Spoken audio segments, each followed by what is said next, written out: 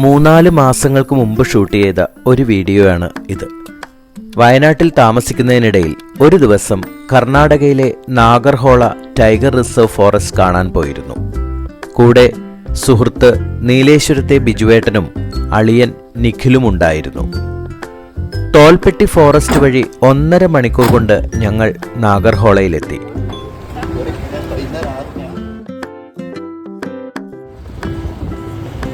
കർണാടക വനം വകുപ്പിന്റെ jungle safari ജീപ്പാണ് ഞങ്ങൾ ഓപ്റ്റ് ചെയ്തത്.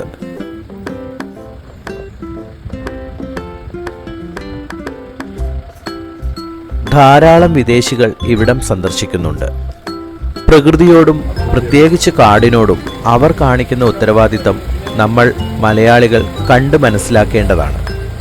പ്ലാസ്റ്റിക്കോ മറ്റ് അൺനാച്ചുറൽ ഫുഡ് ഐറ്റംസോ ഒന്നും തന്നെയും അവർ കാട്ടിലേക്ക് കൊണ്ടുവരികയില്ല.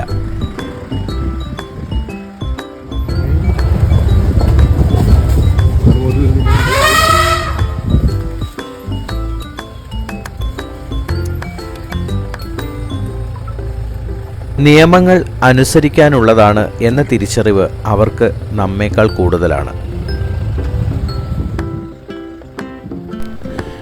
രാവിലെ 6 മണിക്ക് ഇവിടെ എത്തിയാൽ നമുക്ക് കൂടുതൽ മൃഗങ്ങളെ സ്പോട്ട് ചെയ്യാൻ സാധിക്കും. കർണാടക വനംവകുപ്പിന്റെ ഈ സഫാരി ഒരുപാട് കാരണങ്ങൾ കൊണ്ട് മികച്ചതായി തോന്നുന്നു. കംഫർട്ടബിളും വൃത്തിയുള്ളതുമായ ജീപ്പും ആത്മാർത്ഥതയുള്ള ഡ്രൈവറും.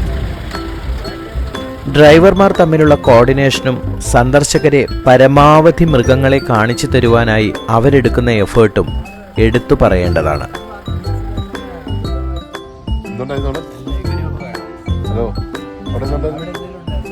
ഞങ്ങൾക്ക് തൊട്ടു മുമ്പേ പോയ ജീപ്പിലുള്ളവർക്ക് ഒരു കരിമ്പുലിയെ കാണാൻ സാധിച്ചു എന്നാണ് ഡ്രൈവർ പറയുന്നത്.